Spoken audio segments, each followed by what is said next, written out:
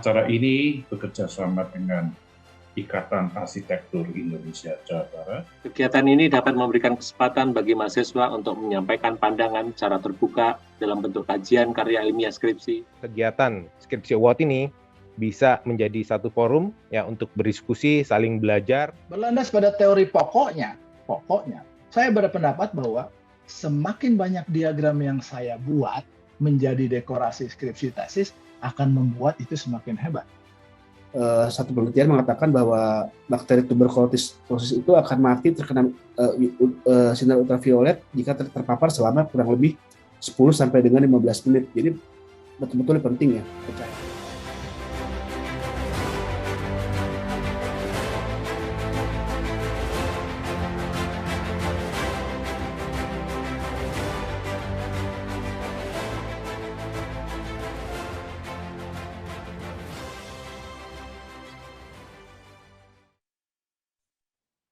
Baik, selamat pagi, selamat datang di Ruang 4. Perkenalkan, nama saya Emmanuel Vincent yang akan memandu acara di ruang ini. Saya juga ditemani oleh rekan saya, Sabina Orlantas, sebagai operator. Ruang 4 ini dihadiri oleh Bapak Profesor Insinyur Toto Rusmanto, Master of Engineering, selaku pengulas, serta Bapak Dr. Baktiar Fauzi, IRMT, dan Bapak Aldi Lukman, STMT, PhD, selaku moderator. Sebelum dimulai, saya akan membacakan peraturan untuk hari ini. Baik, peraturan untuk hari ini yang pertama, setiap presenter memiliki waktu 7 menit untuk presentasi. Pengulas akan memberikan tanggapan setiap 3 atau 4 presenter. Setelah presentasi selesai, akan dilanjutkan dengan sesi diskusi dan tanya jawab oleh penonton dan presenter. Selama waktu presentasi, penonton dapat mengetik pertanyaan pada fitur chat dengan menggunakan format nama penanya, underscore ditujukan kepada siapa, underscore pertanyaannya. Pertanyaan yang sudah dituliskan nantinya akan dipilih oleh moderator dan akan dijawab oleh presenter yang bersangkutan. Yang terakhir, bagi yang tidak berpresentasi, harap mematikan mikrofon agar acara berjalan dengan kondusif. Sekian peraturan untuk sesi presentasi hari ini. Dimohon kepada setiap peserta dan presenter untuk menaati peraturan demi kelancaran acara. Diinformasikan untuk seluruh presenter dan peserta umum untuk mengisi link yang tertera pada kolom chat. Link tersebut digunakan untuk pendataan presensi. Baik, kita mulai kepada presenter yang pertama, Nastasia Michelle Antonio, waktunya 7 menit, dipersilahkan.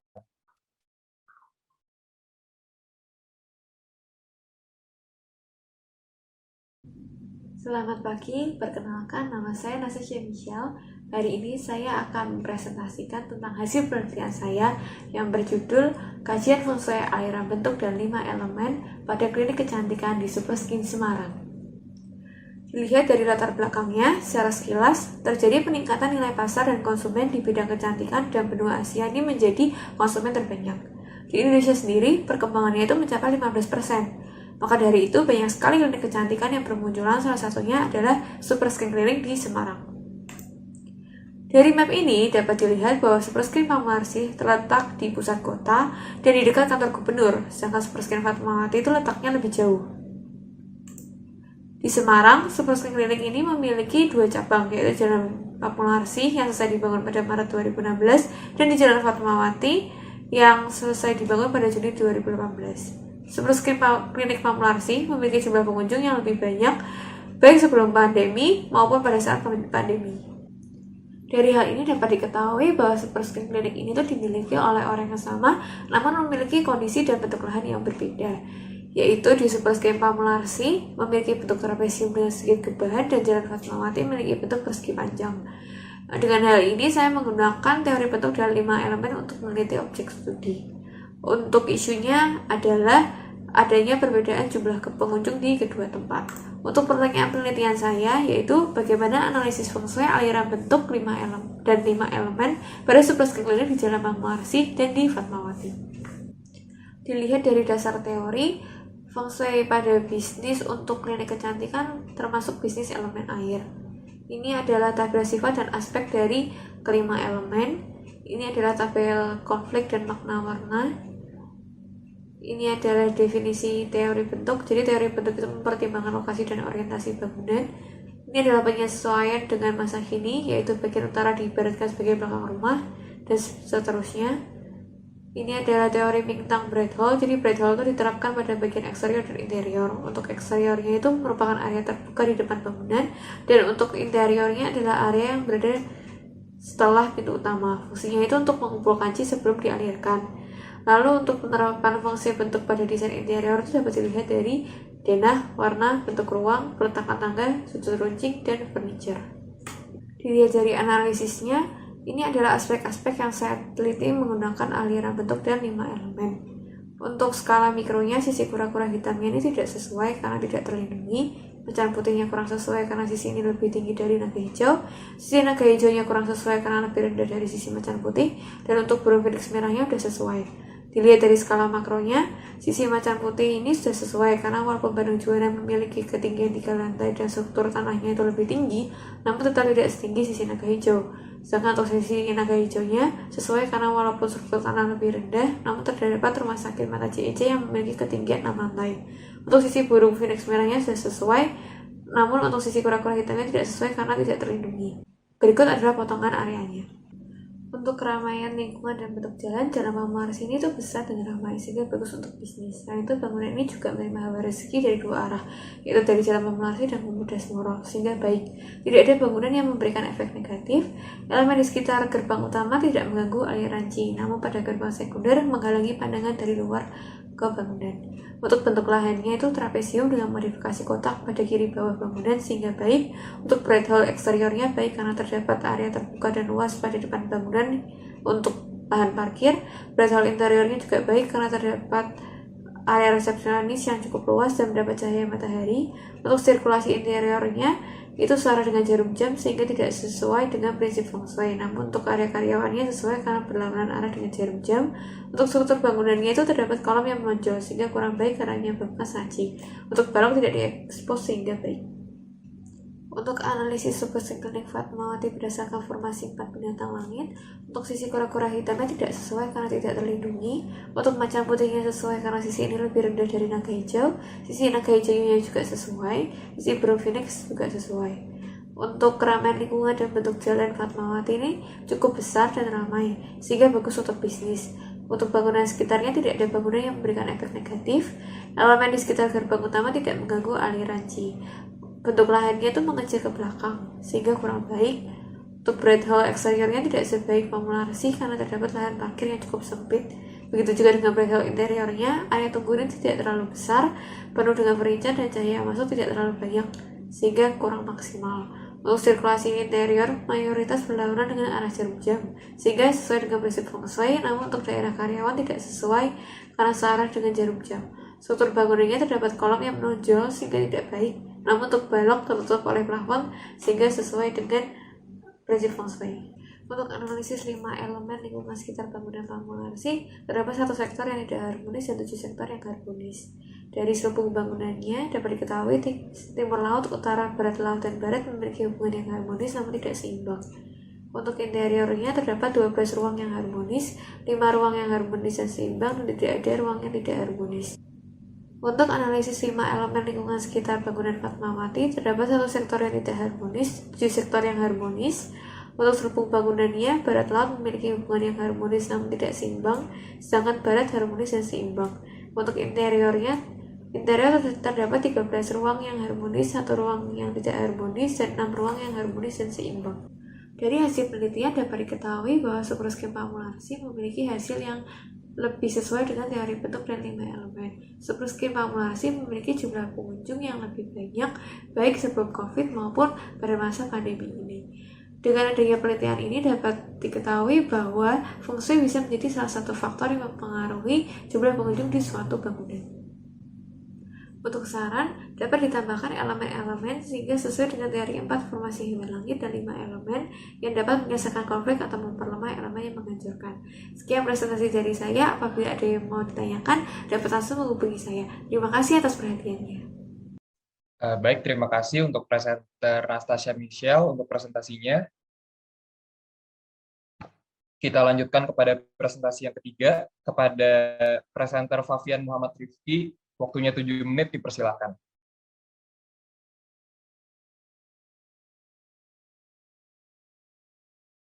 Ya, selamat pagi. Berikut adalah presentasi dari skripsi saya yang berjudul Perwujudan Gagasan Trisakti melalui Arsitektur dan Ornamennya dengan objek studi Sarina, Kota Indonesia, Monumen Pembebasan Irian Berat, dan Monumen Nasional.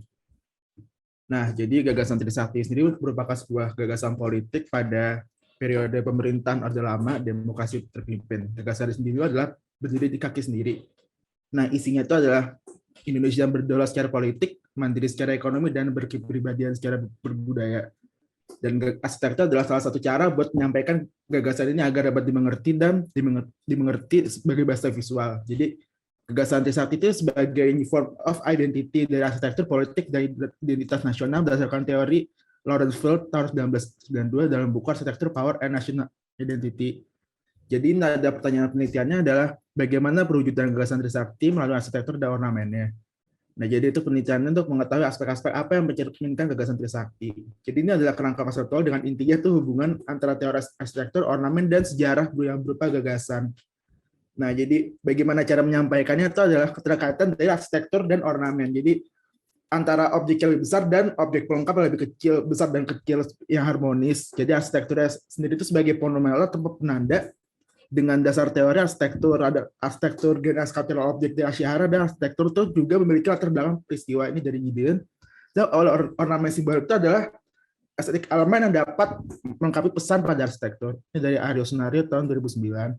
Jadi ruang lingkup penelitian itu bagaimana agar gagasan ini dapat dimengerti, yaitu dengan objek studi arsitektur sendiri itu memiliki keterhubungan, yaitu tata ruang kota, dan objek sosok arsitektur sendiri itu dapat memiliki karya seni, yaitu elemen yang lebih kecil dalam satu bangunan itu.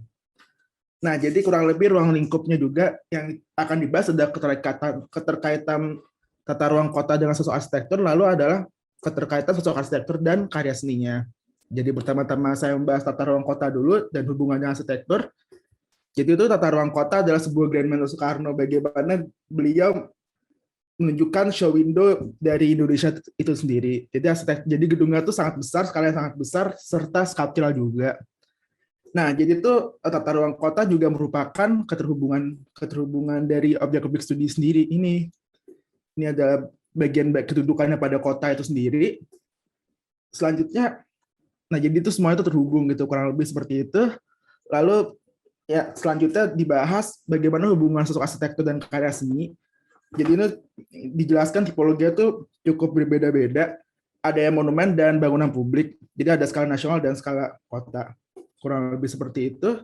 Pertama-tama saya menjelaskan Monas dulu apa yang besar. Jadi ini adalah monumen yang menyanyikan kemerdekaan Indonesia. Ini monumen yang sangat besar. Kurang lebih seperti itu dengan representasi dari Linggayoni, yaitu budaya Indonesia secara keseluruhan kurang lebih. Dan jarak bebasnya juga monumental. Selain itu, meskipun Monas sangat besar, namun dapat monumennya sangat banyak.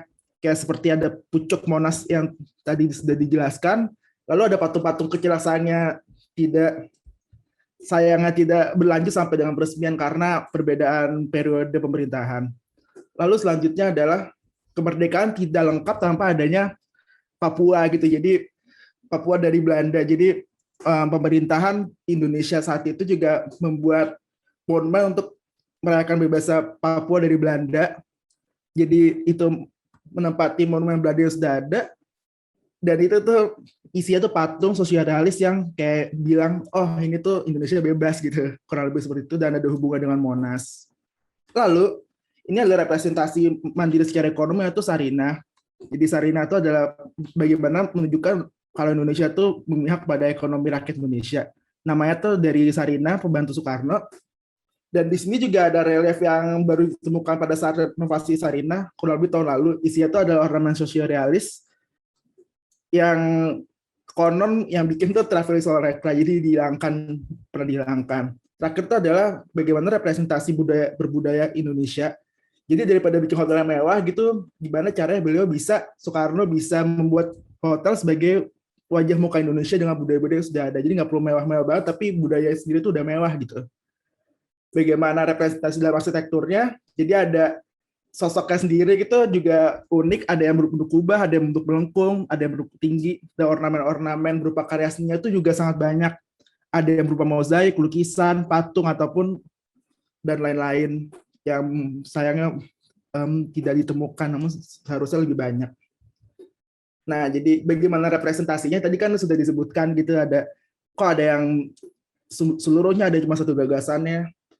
Jadi itu skala itu berbeda-beda seperti diingatkan dari yang penjelasan awal. Jadi ada arsitektur skala nasional, ada skala kota, dan tata kota. Nah, karena tata kota itu skala yang makro, jadi ini merepresentasikan seluruh gagasan Trisakti, karena gagasan itu merupakan suatu kesatuan. Namun untuk objek studi sendiri ini, Monumen Nasional itu merepresentasikan seluruh gagasan Trisakti karena merepresentasikan arti kemerdekaan Indonesia secara keseluruhan dan skala nasional. Sedangkan objek studi yang tiga lainnya itu merepresentasikan satu gagasan Trisakti karena skala itu kota. Jadi kurang lebih seperti itu. Nah, kesimpulannya apakah berhasil atau enggak? Tentunya berhasil gitu, karena arsitektur dan tata kota ini sendiri tuh punya marwah gitu, dan ada satu gagasan yang kita bisa pelajari sampai saat ini gitu. Meskipun ada yang dihancurkan, ada yang dihilangkan, ada yang baru saja ditemukan kembali. Nah, itu sesuai dengan pelakar Soekarno yang berada dalam satu bukunya, yaitu arsitektur itu abadi gitu, meskipun pas dibikin tuh kontroversial, meskipun ada polemik, namun arsitektur adalah sebuah wujud fisik yang dapat dinikmati oleh orang dan dapat dipelajari juga di riset, makanya ada skripsi ini, sampai akhirnya dapat disebutkan teori ataupun pembelajaran yang sangat baik untuk sekarang dan kedepannya, kurang lebih seperti itu. Terima kasih. Baik, terima kasih untuk presentasinya kepada presenter Fabian Muhammad Rifki. Sebelumnya ingin saya ingatkan kembali untuk seluruh peserta yang ingin memberikan tanggapan atau pertanyaan, boleh menuliskan pertanyaannya di kolom chat yang tersedia dengan format yang tadi sudah dijelaskan, yaitu nama penanya, underscore ditujukan kepada siapa, underscore pertanyaannya. Baik, 3 presentasi telah dilakukan. Sekarang waktu dan tempat akan saya berikan kepada pengulas untuk memberikan ulasan dari presentasi yang sudah dilakukan. Kepada Bapak Toto, dipersilahkan. Ya, Natasha. Bentar, Natasha ini di dalam skripsinya jenis penelitian tidak diuraikan, hanya disampaikan secara garis besar tapi tidak disampaikan. Jadi sebetulnya harusnya disampaikan. Meskipun skripsi yang sebenarnya tentu sudah disampaikan, tetapi dalam ringkasan skripsi yang diajukan di skripsi Word ini jenis penelitiannya tidak diuraikan. Kemudian letak dan bentuk jalan raya terhadap sungai itu juga dipertanyakan. Kemudian yang ketiga, Fabian Mohriki, di dalam skripsi, ringkasan skripsi itu cara penyajian kesimpulan itu seperti analisis ya. Jadi mestinya kesimpulan, analisis ya. Jadi jangan mengulang hal yang sudah disampaikan di analisis, disampaikan lagi di kesimpulan. Kemudian ada pernyataan yang menurut saya tidak tepat juga. Jadi Soekarno itu seakan-akan dianggap arsitek karena merepresentasikan gaya kepemimpinan dan gaya politiknya. Jadi Soekarno sendiri itu kan arsitek ya, bukan dianggap sebagai arsitek. Jadi dia memang arsitek. Bahwasanya dia tidak merancang sendiri ya, tapi ada karya-karya dia yang dia rancang sendiri juga. Jadi pernyataan Rifki ini, Fabian itu di ringkasan skripsinya ada yang tidak tepat. Itu yang bisa saya sampaikan. Ya, terima kasih. Oke, baik, terima kasih Pak untuk ulasannya. Kita lanjutkan kepada sesi tanya jawab dan diskusi kepada Bapak Baktiar Fauzi. Saya persilakan untuk memoderatori jalannya sesi tanya jawab dan diskusi.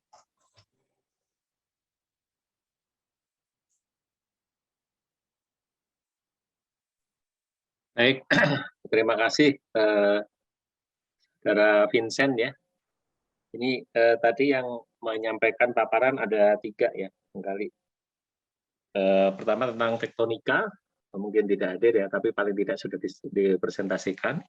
Kemudian yang kedua tentang Feng Shui, dan ketiga tentang gagasan Trisakti. Barangkali mohon Bapak, Ibu, dan teman-teman mahasiswa barangkali yang hadir pada pagi hari ini, barangkali bisa menyampaikan beberapa pertanyaan begitu, sehingga bisa dilakukan satu proses diskusi. Dipersilakan.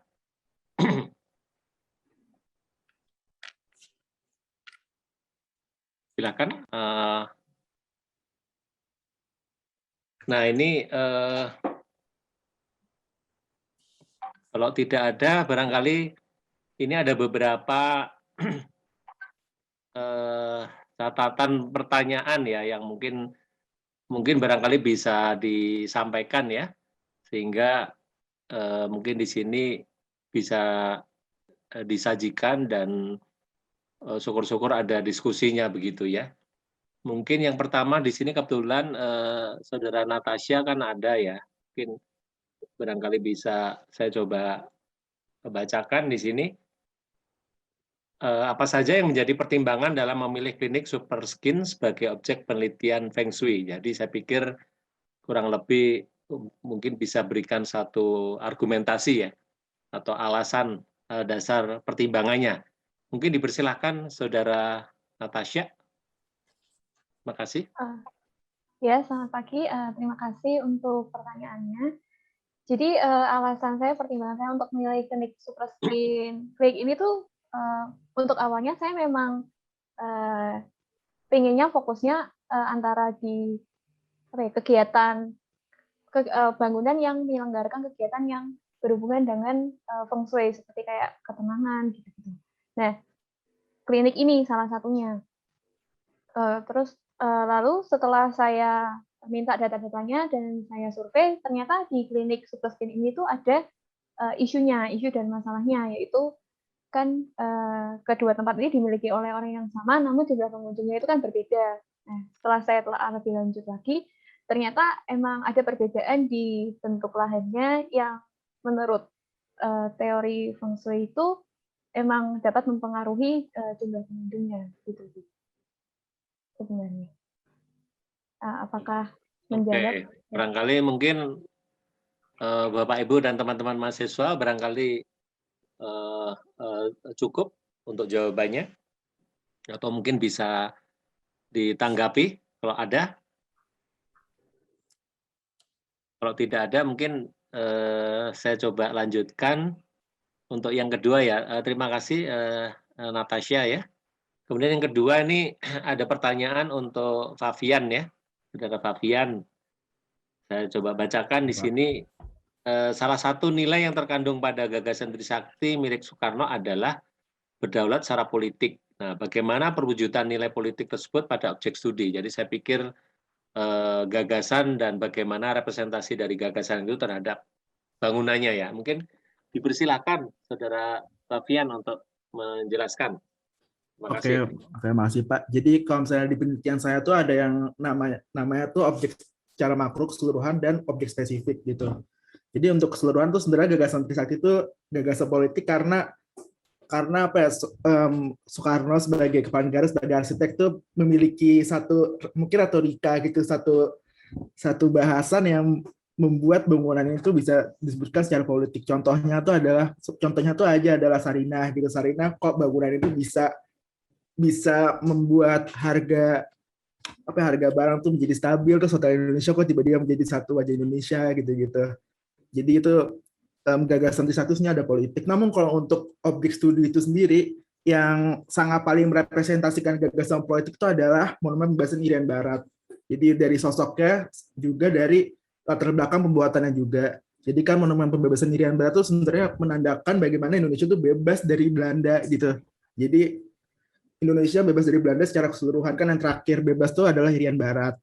Jadi bagaimana caranya membangun secara politik gitu. Jadi Soekarno menghancurkan monumen Belanda yang sebelumnya sudah ada, yang cukup besar, cukup tinggi, Monumen Singa gitu. Itu kan menunjukkan Belanda menang perang Waterloo Plain kalau nggak salah, kalau misal. Jadi bagaimana menunjukkan Indonesia kuat secara politik, monumen yang sudah tinggi itu dihancurkan dan dibuat sebuah monumen di lapangan Banteng yang sekarang jauh lebih tinggi, ukurannya lebih besar. Jadi dengan arsitektur itu sendiri menunjukkan bahwa Indonesia tuh udah bisa secara politik lebih kuat itu dari Belanda. Ada Irian Jayanya bebas dan monumennya sendiri tuh lebih besar ukurannya. Jadi kayak gitu Pak, kurang lebih seperti itu. Baik, terima kasih Sudah Fabian. Mungkin barangkali Bapak Ibu dan mahasiswa mungkin cukup terjawab ya. Mungkin saya coba lengkapi lagi di sini, kebetulan kan berdua nih yang hadir ya. Jadi mungkin selang-seling saja. Di sini ada untuk Natasha. Apakah di dalam kajian 5 elemen tadi itu apakah ada faktor lain ya di luar elemen Feng Shui yang menyebabkan terjadinya fenomena tertentu pada objek? Dipersilakan, Natasha. Terima kasih atas pertanyaannya. Setelah saya survei, mungkin ada beberapa faktor lain di luar Feng Shui itu yang menyebabkan terjadinya perbedaan jumlah pengunjung ya. Kan seperti tadi yang sudah saya paparkan, untuk yang Superskin di Pamularsi itu kan letaknya di pusat kota, otomatis kan lebih mudah dicapai. Lalu juga karena di tengah kota juga mungkin kebutuhan untuk klinik kecantikan ini tuh lebih tinggi. Sedangkan untuk yang Superskin di Fatmawati itu letaknya lebih jauh dari pusat kota, walaupun jalanannya tuh sama-sama ramai. Nah, dari lingkungan sekitarnya ini sih mungkin yang juga bisa menimbulkan adanya perbedaan jumlah pengunjung itu, fenomena tersebut itu. Begitu. Baik, terima kasih Natasha. Mungkin ada tanggapan dari Bapak Ibu, teman-teman mahasiswa? Silakan, kalau ada. Tampaknya belum ya. Nah, ini saya coba satu lagi nih, supaya lengkap ini di sini. Berikutnya untuk Fabian ya, ini selang-seling. Mengapa mengambil ornamen sebagai perwujudan dalam gagasan Triksati? Silakan. Oke, terima kasih Pak. Jadi kenapa setiap dari ornamen, kan gagasan Trisakti ini terletak pada periode gagasan demokrasi terpimpin, yaitu sekitar tahun 60-an. Dan dalam 60-an itu arsitektur di seluruh dunia, di Indonesia itu sudah sangat berkembang daripada periode-periode sebelumnya, kayak kurang lebih dari 1945 gitu. Kan arsitekturnya tuh sudah udah international style kurang lebih. Terus bangunannya udah skalanya besar. Karena bangunan skala besar, skala gedung tuh sepertinya agak sulit untuk membuat sebuah bangunan yang sosoknya itu kurang lebih kayak bangunan-bangunan Indonesia pada umumnya, kayak misalnya atap joglo plana.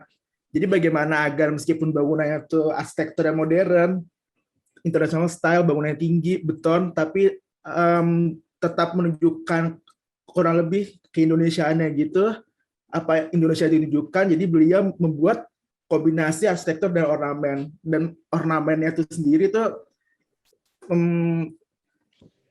jumlahnya itu kurang lebih hanya sedikit gitu. Kayak kalau misalnya dari objek-objek studi saya, daripada ornamennya ditaruh di kolom, di plafon gitu, bila lebih memilih untuk membuat ornamen berupa patung, berupa relief yang meskipun kuantitasnya sangat kecil daripada bangunannya, hanya cuma 1, 2, 3, namun signifikansinya sangat besar gitu. Jadi ornamennya kontras dari arsitektur itu sendiri. Gitu Pak, kurang lebih. Baik, terima kasih Pak Fian. Barangkali ada tanggapan Bapak Ibu, teman-teman mahasiswa? Untuk Saudara Vincent, apakah masih ada waktu untuk sesi ini? Mungkin ini masih ada? Ya, masih silakan Pak. Itu saya lanjutkan, di sini masih ada 2 pertanyaan barangkali ya, supaya melengkapi ya. Ini untuk Natasha ya. Mengapa jenis pendekatan Feng Shui yang digunakan adalah teori bentuk dan 5 elemen, dan mengapa tidak menggunakan pendekatan lainnya? Kenapa pendekatan itu yang dipilih? Silakan. Baik, terima kasih untuk pertanyaannya. Jadi saya menentukan menggunakan pendekatan teori bentuk dan 5 elemen ini setelah saya melihat dari isunya dan masalahnya itu kan karena utamanya itu karena terlihat dari perbedaan bentuk lahannya. Yang satunya kan trapesium dengan ada gubahan kotak di bagian kiri bawahnya, sedangkan itu yang untuk Fatmawati, sedangkan yang di Fatmawati itu bentuk lahannya tuh persegi panjang tapi mengecil ke belakang. Nah, maka dari itu saya memilih untuk menggunakan teori bentuk. Sedangkan untuk teori 5 elemennya, saya memilih itu karena untuk klinik, untuk fungsi klinik itu kan mungkin fungsinya butuh suasana yang ruangan yang suasananya yang tenang, yang emang baik untuk kesehatan pasiennya gitu ya. Nah, maka dari itu saya menggunakan teori 5 elemen ini tuh untuk mengetahui apakah ruangannya itu tuh elemennya sudah harmonis belum untuk meningkatkan kualitas ruangnya gitu. Begitu. Ya. Cukup ya. Oke, terima kasih, Natasha. Mungkin Bapak Ibu, teman-teman mahasiswa, dipersilakan kalau ada yang menanggapi. Lagi nih untuk Saudara Fabian, apa signifikansi dan perbedaan gaya arsitektur pada periode pemerintahan demokrasi terpimpin dengan periode pemerintahan lainnya? Silakan. Oke, terima kasih Pak. Jadi buat penelitian saya tuh mengapa gagas arsitektur pada periode itu sangat signifikan bedanya gitu ya. Mungkin mirip kayak sebelumnya juga. Kalau misalnya sebenarnya tuh Soekarno sudah mempelajari dan menjadi arsitek sejak Indonesia itu sebelum merdeka gitu. Dari kurang lebih tahun 30-an sampai akhir hayatnya sebagai presiden gitu. Jadi sebelum merdeka beliau itu adalah murid dari Profesor Schumacher di ITB gitu. Jadi itu beliau masih ikut bersama-sama dia untuk mengasah kemampuan arsitekturnya. Terus pada saat Indonesia merdeka, ini tuh adalah periode yang beda lagi. Jadi beliau sudah mandiri dalam arsitektur kurang lebih. Terus bangun arsitektur itu masih bangunannya skalanya itu manusia kurang lebih kayak misalnya istana yang di Bali, terus makam pahlawan Kalibata. Jadi itu ekspresi arsitektur itu masih dalam budaya Indonesia, dalam kolom, balok, kayak masih ada padan floral, fauna, dan masih memiliki ornamen-ornamen yang organik, aksen asli Indonesia, tumbuhan kurang lebih seperti itu. Namun dalam perkembangannya, kan kalau misalnya periode demokrasi terpimpin tuh skala bangunan tuh beda ya. Yang tadinya cuma bangunan seperti istana Bali gitu, yang skala manusia menjadi bangunan yang sangat besar gitu. Bangunan yang sangat besar, sangat tinggi, bangunan high rise. Jadi arsitekturnya dari ornamen seperti itu berubah menjadi ornamen yang tadi itu mungkin saya lupa menyebutkan itu sosiorealis gitu. Jadi ya udah beneran bikinnya patung terus relief yang kurang lebih skalanya seperti itu, seperti yang tadi di pertanyaan sebelumnya Pak. Jadi beda gitu si ekspresinya. Baik. Bapak Ibu, teman-teman mahasiswa, dipersilakan kalau mungkin ada tambahan lagi atau sanggahan silakan, atau mungkin bisa melengkapi dari apa yang telah disampaikan oleh Saudara Fabian dan Natasha ini di dalam sesi tanya jawab ya, supaya kita juga tentunya bisa mencoba memahami lebih komprehensif dari apa yang telah dipaparkan tadi, juga mungkin dengan satu persoalan yang ditanyakan di dalam pertanyaan, sehingga paling tidak ada bagian-bagian yang tadi mungkin belum tersampaikan, kemudian di dalam pertanyaan dan jawabannya itu barangkali bisa saling melengkapi begitu ya. Kira-kira demikian Bapak Ibu dan teman-teman. Kalau misalnya tidak ada, mungkin saya kira untuk sesi ini saya ucapkan terima kasih banyak untuk Saudara Fabian dan Natasha, termasuk tadi yang menyampaikan tentang tektonika ya. Dan mungkin untuk mempercepat waktu, kami kembalikan kepada MC. Terima kasih, Saudara Vincent. Baik, terima kasih Pak Baktiar untuk sesi diskusi dan tanya jawab yang pertama. Kita lanjutkan kepada sesi yang kedua untuk presentasi. Kepada presenter Ilona Bethendrata, waktunya 7 menit, dipersilakan.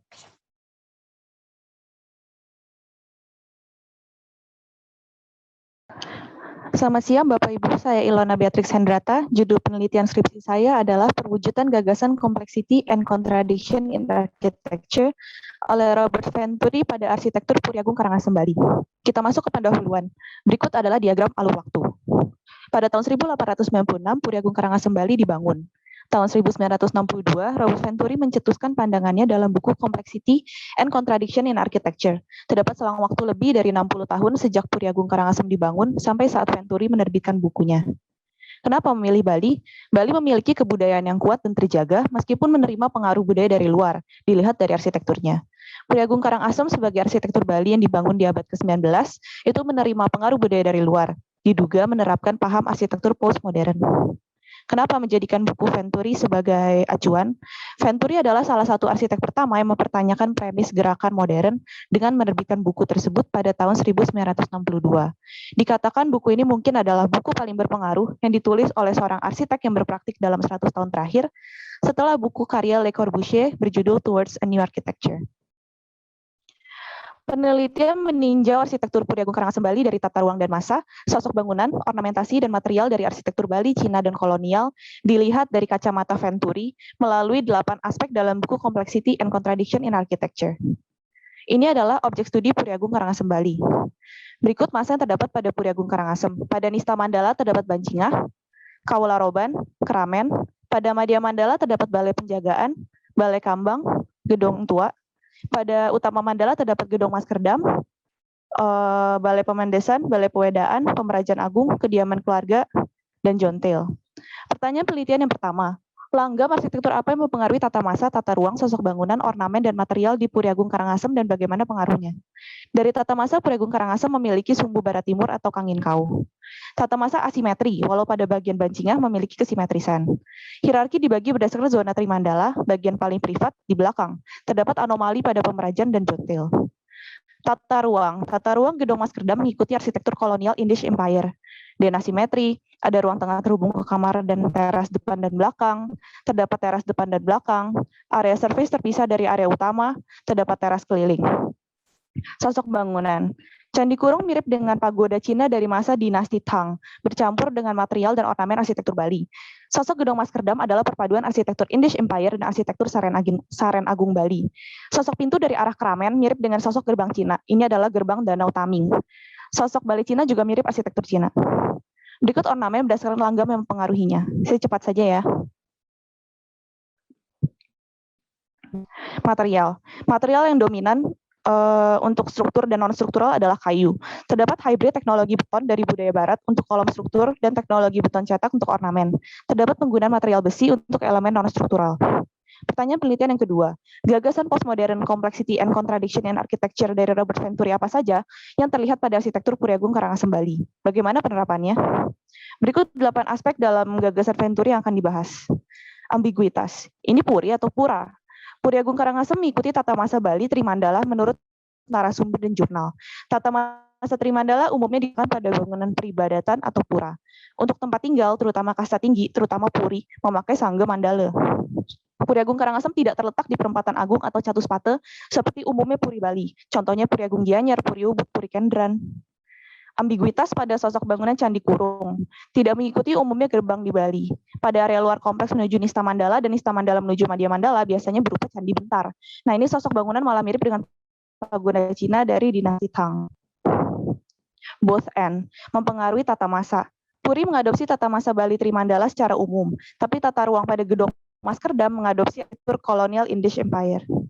N mempengaruhi sosok bangunan.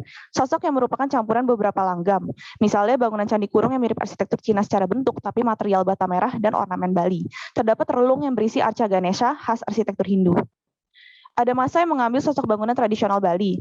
Pintu dari Keramen dan Balai Cina mengikuti sosok arsitektur Cina. Gedong Maskerdam mengikuti sosok arsitektur kolonial Indisch Empire dan Saren Agung Bali. Both end mempengaruhi material. Material yang digunakan di Puri Agung Karangasem berupa kayu dan hybrid dengan teknologi beton, beton cetak, dan besi dari pengaruh barat. Double functioning elemen mempengaruhi material, yaitu kepala kolom berupa ornamen kepala barong dan konsol yang juga menjadi elemen estetik. Kolom juga berfungsi sebagai elemen struktural dan estetis. The conventional element mempengaruhi tata massa dan ruang. Pembagian Trimandala yang tidak mengikuti sumbu utama melewati gerbang. Bagian Madya Mandala lebih ke arah selatan. The conventional element mempengaruhi sosok bangunan. Sosok gedung Maskerdam sebagai Sarean Agung atau tempat istirahat raja dengan hierarki tinggi, tapi tidak megah secara skala. Sarean Agung umumnya memiliki elevasi lebih tinggi dibanding bangunan sekitar, juga tinggi lantai ke plafon yang tinggi, misalnya Puri Ubud dan Puri Pemecutan.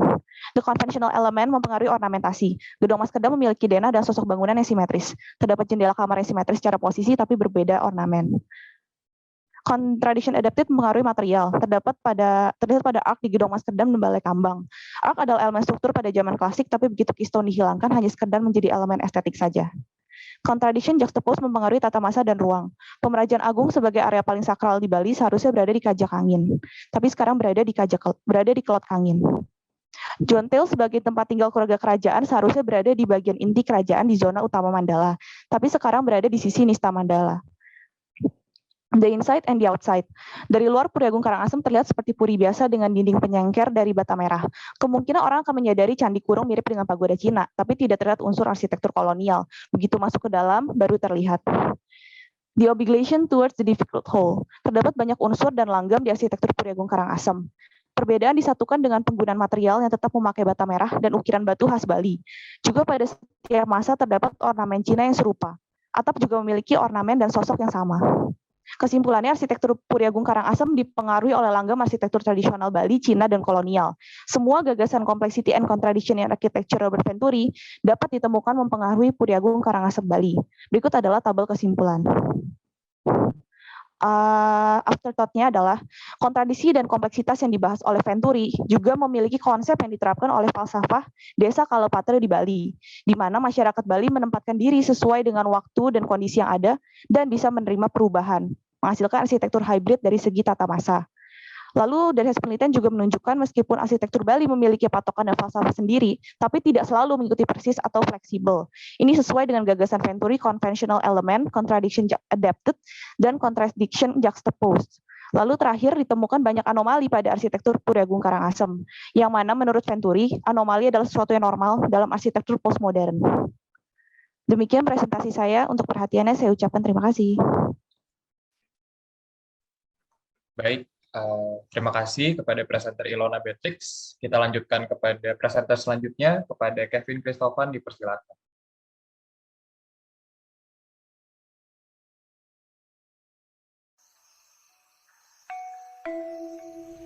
Ya, selamat datang ke presentasi skripsi award saya, Kevin Christovan 2017 4201010 dari KBI Stefa 3 yang berjudul Perwujudan Arsitektur Postmodern pada Hotel dan Resort karya rancang Budiman Hendro-Purnomo di Bali.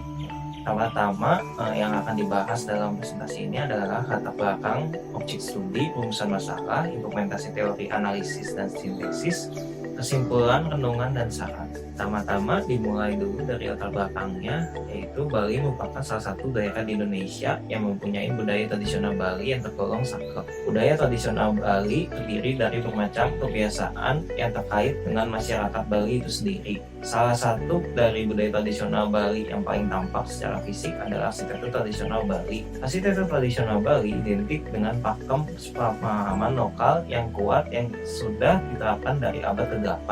Namun, Bali tidak dapat menutup mata bahwa fakta Bali merupakan salah satu destinasi wisata yang paling digemari dan dikenal oleh turis dalam negeri maupun turis mancanegara. Nah, oleh karena itu, arsitektur Bali harus beradaptasi dengan masuknya pengaruh arsitektur postmodern agar tidak ketinggalan zaman. Arsitektur postmodern dalam konteks ini menerapkan perpaduan dua unsur arsitektur atau yang disebut double coding yang terdiri dari unsur tradisional dan unsur modern. Dalam proses perpaduan antara kedua unsur tersebut, seorang arsitek harus mempresentasikan unsur regional dan unsur lokal sesuai dengan porsi kriteria manis arsitek yang bersangkutan ketika merancang suatu bangunan. Fenomena perpaduan dua unsur arsitektur ini dilakukan dengan membaca dan mempelajari hotel dan resort karya rancang arsitek Budiman Hendro-Purnomo dari Biro Arsitektur Denton Corker Marshall Arsitektur Urban and Design atau DCM agar dapat merepresentasikan kasus bahasan dalam penelitian ini. Karya rancang arsitektur Budiman Hendro-Purnomo yang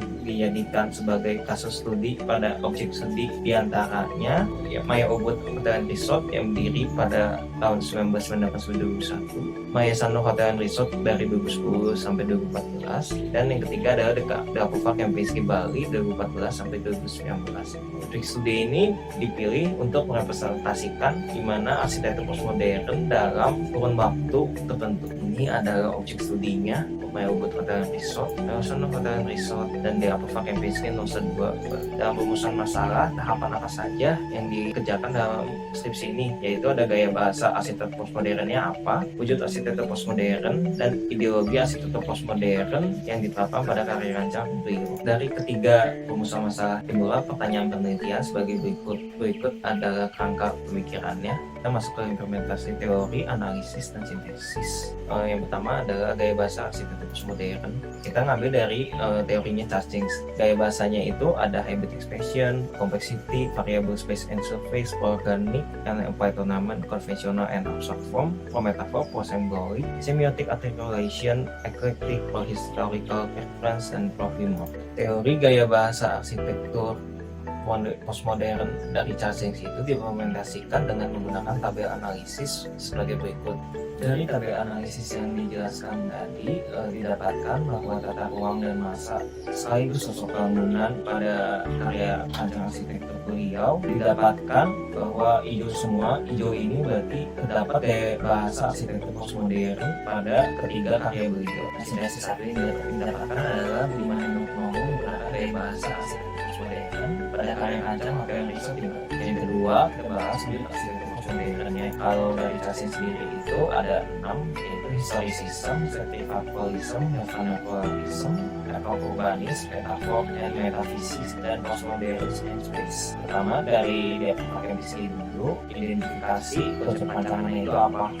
Kalau dilihat ini, penerapan metafor tangga, berundak, tinggi pada pura penataan agung bersaki pada tata ruang dan susun bangunan, dan disimpulkan bahwa wujud arsitektur postmodernnya itu metafor yang metafisik. Lalu yang kedua dari Maya Sanno Hotel and Resort, sama identifikasi masalahnya itu penerapan metafor hill-like appearance pada tata ruang dan susun bangunan, yaitu jadi kayak seperti gunung gitu, jadi sama, jadi metafor yang metafisik. Yang ketiga dari Maya Ubud dan Resort, yaitu menerapkan kearifan Bali kuno berupa sebuah jalan seremonial pada kasar tata ruang. Jadi dia itu menggunakan metafor yang metafisik. Jadi pertanyaan nomor 2 itu dapat disimpulkan kesemuanya itu rancangnya itu menerapkan penerapan metafor sebagai wujud arsitektur postmodern jika ditinjau dari postmodern Charles. Sintesis 2 yang didapatkan wujud arsitektur postmodern pada karya rancang Budiman Hendro Purnomo menggunakan pendekatan aliran arsitektur postmodern metafor. Yang ketiga adalah ideologi arsitektur postmodern. Bisa dilihat ideologinya ada beberapa style, popular and popularis, piecemeal, semiotic form, elitis and participative, tradition and choice, arsitek as representative and aktivis, dan artisan kaya. Nah, kalau ideologi arsitektur postmodern ini dilakukan dengan menggunakan tabel analisis yang seperti gaya bahasa arsitektur postmodern. Dari analisis ideologi arsitektur postmodern yang saya lakukan itu menjawab pertanyaan ketiga.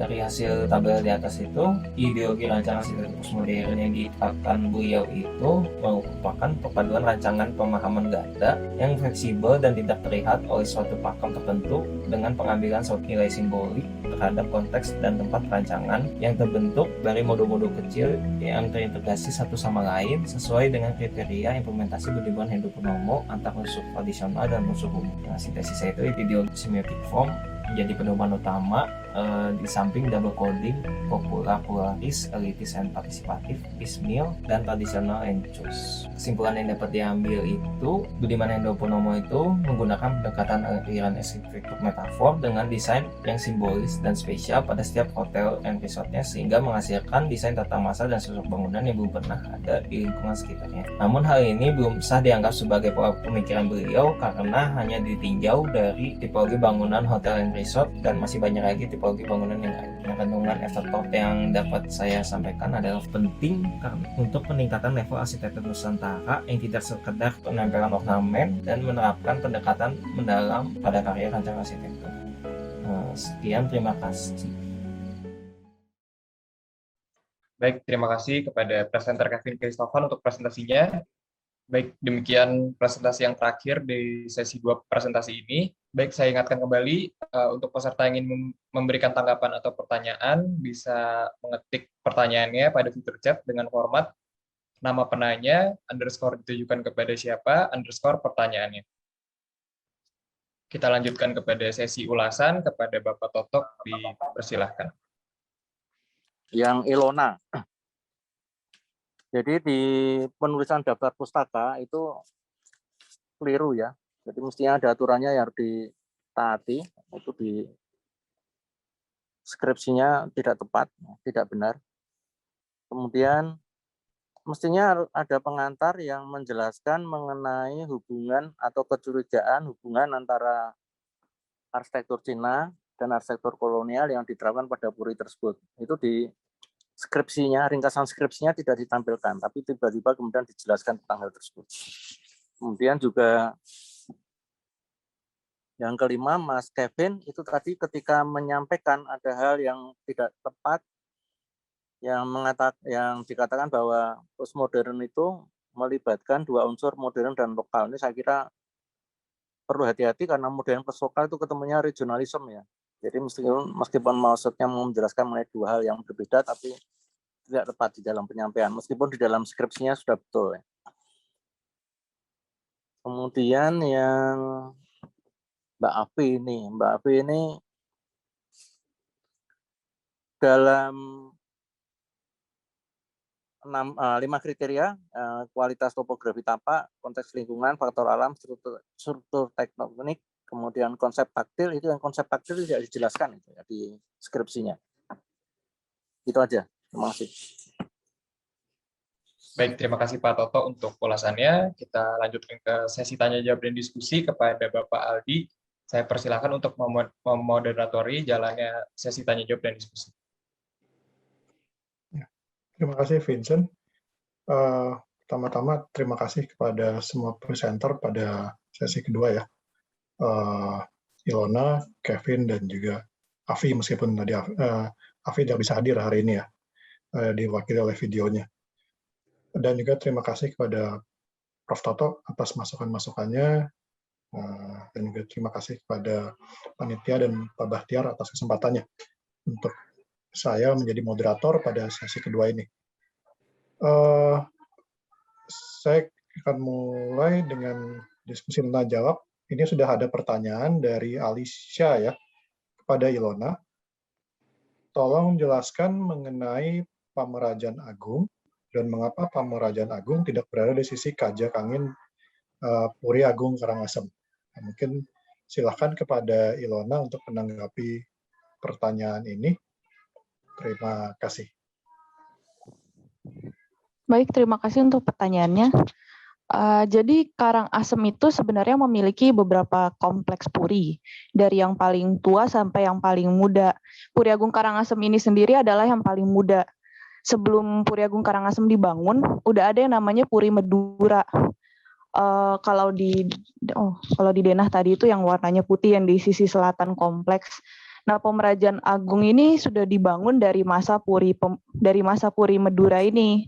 Jadi kalau kita lihat dari perspektif Puri Medura, sebenarnya Pamerajan Agung sudah berada di sisi Kajak Angin, sudah tepat. Tapi begitu Puri Agung Karangasem dibangun, mereka menggunakan Pamerajan Agung milik Puri Medura. Jadi dipakai bersama. Maka dari itu muncul anomali kalau dilihat dari perspektif Puri Agung Karangasem, di mana Pamerajan Agung malah terletak di Kajak Lot. Sekian penjelasan saya, terima kasih. Iya, terima kasih Ilona. Apakah dari penanya sudah cukup puas atau mungkin ada tanggapan atau masukan?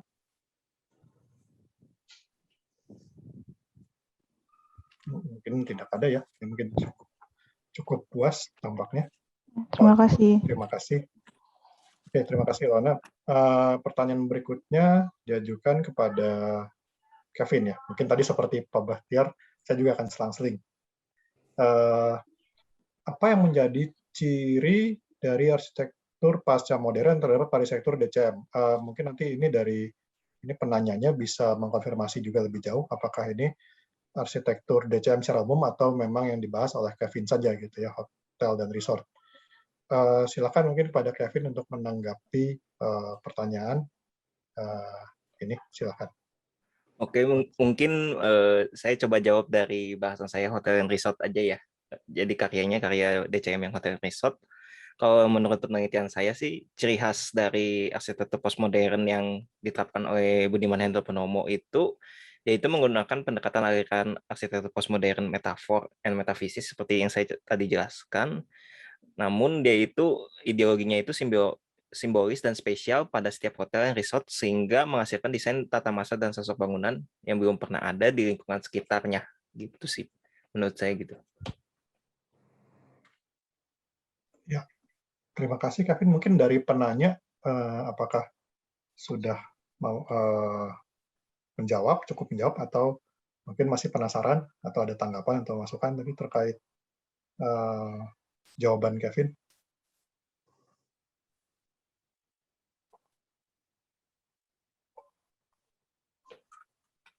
Oke, mungkin kalau nggak ada tanggapan, saya anggap sudah cukup menjawab ya pertanyaan Kevin. Jawaban Kevin, mohon maaf. Berikutnya saya kembali ke Ilona ya, ada pertanyaan ini. Arsitektur tidak berbicara hanya tentang fungsi, melainkan juga makna ruang dari pandangan pemakainya. Namun pada kenyataannya tentu terdapat banyak kontradiksi. Contohnya fungsi-fungsi terpadu yang ternyata maknanya bertolak belakang satu sama lain. Contohnya museum yang juga adalah pabrik, di mana museum itu bernuansa seni dan estetis, pabrik berkesan terus terang dan praktis. Juga terdapat tempat ibadah yang juga merupakan sebuah tempat wisata, di mana ya, tempat ibadah itu dianggap identik dengan khusyuk, bertolak belakang dengan tempat wisata yang ramai, asik. Bagaimana pendapat Anda tentang hal tersebut? Silakan kepada Ilona untuk menjawab dan menanggapi. Terima kasih untuk pertanyaannya. Jadi kalau untuk pertanyaan ini sebetulnya agak masuk ke dalam pandangan Venturi yang both and, karena di bukunya juga ada salah satu contohnya yang membahas, saya lupa gedungnya gedung apa, tapi di situ disebut kalau di lantai dasarnya itu dia merupakan tempat kayak retail, tempat retail, tapi di bagian atas itu berbeda fungsi. Mungkin pada zaman Venturi membuat pernyataan itu bukan sesuatu yang lazim, tapi untuk saat ini sebetulnya itu udah sesuatu yang lazim. Ada gedung yang memiliki banyak fungsi, beberapa fungsi, lebih dari satu fungsi dalam satu gedungnya tersebut. Kalau di Puri Agung Karangasem sendiri, ini juga masuk ke dalam both and karena kalau kita lihat puri-puri lain di Bali itu cenderung lebih untuk tempat tinggal keluarga kerajaan saja. Tapi di Puri Agung Karangasem ini sendiri, dia di bagian bancingahnya itu di kiri, yang saya tadi sempat bilang di bagian bancingah itu simetris, di kiri kanannya itu merupakan gedung yang menjadi kantor stakeholder raja di Puri Agung Karangasem saat itu. Jadi ini jarang ditemukan sih sebetulnya kalau ada kantor stakeholder gitu. Jadi menurut saya ini termasuk salah satu yang bertolak belakang, di mana ini seharusnya tempat tinggal keluarga kerajaan, tapi ternyata juga menjadi pusat pemerintahan banget gitu, yang banyak nanti pekerja-pekerja datang seperti itu. Terima kasih, apakah cukup jelas? Terima kasih atas jawabannya, Ilona. Apakah penanya sudah cukup puas, sudah cukup menjawab tanggapan Ilona, atau mungkin masih ada yang perlu lebih dilengkapi seperti itu?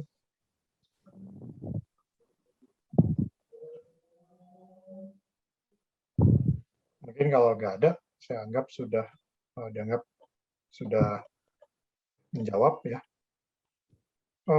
Terima kasih. Terima kasih Ilona. Saya kembali kepada Kevin. Ini ada pertanyaan lagi.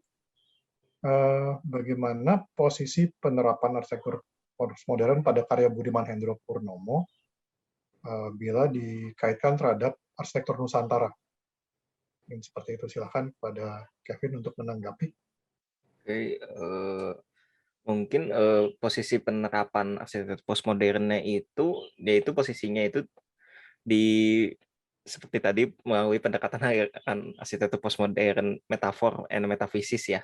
Namun mungkin itu sendiri mungkin dari yang renungan saya tadi juga gitu, biasanya kan arsitek-arsitek itu melakukan pendekatan mimikri. Jadi misalkan ada semacam elemen arsitektur tradisional apa dicontoh plek-plekan sama langsung jadi ke hotelnya gitu. Nah, Budiman Hendropurnomo ini berbeda, dia melakukan pendekatan metafor di mana itu hal arsitektur tradisional postmodern arsitektur tradisional Bali-nya itu menjadi ruh dari bangunan hotel dan resort tersebut. Jadi posisi Budiman Hendropurnomo itu menimbulkan peningkatan level arsitektur Nusantara yang tidak sekedar menampilkan ornamen, namun dia kembali lagi ke ruh bangunannya itu sendiri. Mungkin begitu, Pak Alif.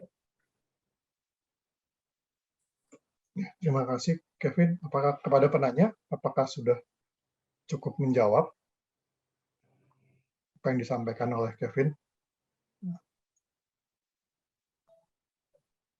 Oke, karena tidak ada tanggapan, saya asumsikan sudah cukup menjawab ya. Vincent, apakah kita masih punya waktu ya? Ini Masih, Pak. Pertanyaan? Masih. Masih cukup lama. Terima kasih. Silakan. Terima kasih. Ini kepada Ilona ya. Ada pertanyaan, ini dua pertanyaan ya sebenarnya. Apakah ada wujud arsitektur Bali asli yang dirasakan berbeda dengan wujud arsitektur yang ada di kebudayaan lain di Indonesia? Jika sesuai dengan yang ada di poster, bahwa arsitektur Bali juga mendapat pengaruh dari sektor lain, mungkin maksudnya ini kebudayaan di tempat lain, mungkin ini hybrid, apakah masih bisa dikatakan bahwa arsitektur Bali itu adalah kuat? Mungkin ini konteksnya dalam Puri Karangasem ya. Mungkin saya coba menginterpretasikan pertanyaan ini. Tapi mungkin penanya nanti bisa mengoreksi kalau kami salah. Gitu. Silakan kepada Ilona untuk menjawab pertanyaan ini. Terima kasih. Terima kasih untuk pertanyaannya. Apakah ada wujud arsitektur Bali asli yang dirasa beda dengan wujud arsitektur kebudayaan lain di Indonesia? Jadi kalau untuk menjawab pertanyaan pertama yang ini, kalau dilihat dari falsafah Bali sendiri, teori-teori arsitektur Bali, udah terlihat terdapat perbedaan yang unik karena Bali memiliki seperti contohnya Trimandala atau Sangga Mandala itu dari yang paling umum. Dari situ aja sudah terlihat berbeda penempatan arsitektur Bali dari skala paling kecil, misalnya rumah tinggal skala kecil, sampai ke puri yang merupakan tempat tinggal dengan skala besar, itu cenderung mengikuti falsafah tersebut, walaupun tidak selalu seperti yang tadi saya jelaskan di presentasi, mengikuti apa yang dikatakan oleh Venturi. Nah, kemudian dari sosok bangunan juga unik, karena di Bali itu ada, kalau dari Nista Mandala ke Madya Mandala ke Utama Mandala, itu dia ada yang namanya Candi Bentar. Kalau dari Madya Mandala ke Utama Mandala, ada yang namanya Candi Kurung. Itu udah termasuk suatu keunikan. Lalu jika sesuai dengan yang terbilang dalam poster, arsitektur Bali mendapat pengaruh dari arsitektur lain hybrid, apakah masih bisa dikatakan bahwa arsitektur Bali adalah kuat? Menurut saya iya, ini masih bisa dikatakan kuat. Karena walaupun dia mendapat pengaruh dari luar hybrid, seperti contohnya kalau di Puri Agung Karangasem itu dapat pengaruh dari Cina, dari kolonial. Arsitektur Balinya sendiri itu nggak hilang. Dia bukan yang hilang atau terkalahkan, tapi mereka bercampur dengan apik gitu loh. Kayak contohnya dari Candi Kurungnya. Itu orang melihat sepintas, oke, dia mirip dengan pagoda Cina, tapi orang juga akan bingung. Lah, tapi ini campur hybrid sama Bali loh, ini jelas kelihatan kalau ini Bali. Bali orang cuma bingung loh, kok ada miripnya sama Cina, tapi bukan berarti Balinya hilang gitu. Jadi dari situ aja menurut saya arsitektur Bali itu kuat. Walaupun dia dapat pengaruh hybrid, tapi nggak hilang atau terkalahkan. Menurut saya seperti itu. Apakah cukup jelas untuk pertanyaan nomor 6 ini? Iya, terima kasih atas jawabannya, Ilona. kepada penanya, apakah sudah cukup menjawab rasa penasaran? Oh iya, ada juga lagi contohnya tuh kalau dari penggunaan ornamentasi di Puri Agung Karangasem itu ada yang unik. Sebetulnya ini karena rajanya sih dia stakeholder-nya itu dia kan juga bikin beliau itu buat taman air, aduh lupa namanya. Ada 2 taman air yang dibuat oleh stakeholder itu. Dia juga yang buat Puri Agung Karangasem. Dia itu menemukan kayak ornamen baru yang pakai beton cetak. Itu gambarnya dia pakai gambar barong. Barong kan Bali banget ya sebetulnya. Dia pakai gambar barong, tapi dia combine dengan, kan Belanda masuk waktu itu ada yang namanya Ratu Victoria ya. Ratu Victoria bawa pengaruh, jadi barong itu dipakein mahkota gitu. Jadi menurut saya dari segi ornamen aja itu ada kolaborasi gitu, itu apik. Ya, udah Pak. Untuk pertanyaan nomor 7 ya, boleh dijelaskan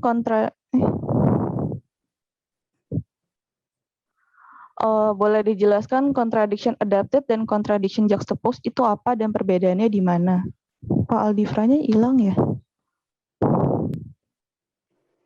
Ya, sepertinya lagi disconnect Pak Aldifranya. Ini lanjut aja atau gimana? Iya, nggak apa-apa Kak, boleh dijawab aja. Jadi kalau contradiction adapted itu artinya kontradiksi di dalam dunia arsitektur itu bisa ditoleransi atau dia tuh bisa melentur kalau disejajarkan dengan unsur lain.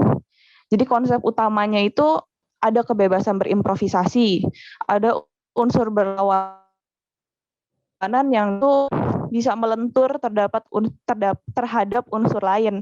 Kalau di Puri Agung kan contohnya dibayangkan oleh elemen struktur ya di zaman klasik. Tapi ada unsur estetik yang mau ditekankan. Jadi unsur strukturnya itu melentur terhadap unsur estetik. Keystone itu dihilangkan, jadi cuma jadi elemen estetik aja. Itu contohnya untuk contradiction adapted. Nah, kalau untuk contradiction juxtaposed itu, dia ada kontradiksi yang tidak dapat dihindari. Mau nggak mau gitu. Karena kebutuhan letak dan fungsi bangunan yang nggak bisa dikompromikan. Kalau di Puri Agung Karangasem contohnya itu kan seperti pertanyaan sebelumnya tadi yang Pemerajan Agung. Kenapa posisinya tidak sesuai dengan teori yang ada? Nah, ini salah satu bentuk contradiction juxtaposed begitu. Terima kasih untuk pertanyaannya.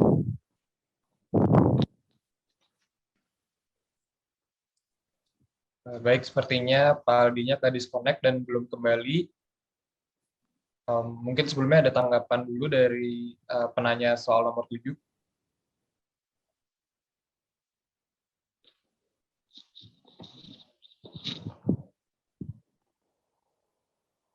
Oke. Mungkin demikian sesi kedua diskusi dan tanya jawab. Sebelum lanjut ke sesi ketiga presentasi, ingin saya ingatkan kembali untuk kepada seluruh presenter dan peserta mengisi link yang tertera dalam kolom chat. Link tersebut nanti akan kami gunakan untuk pendataan presensi. Terima kasih.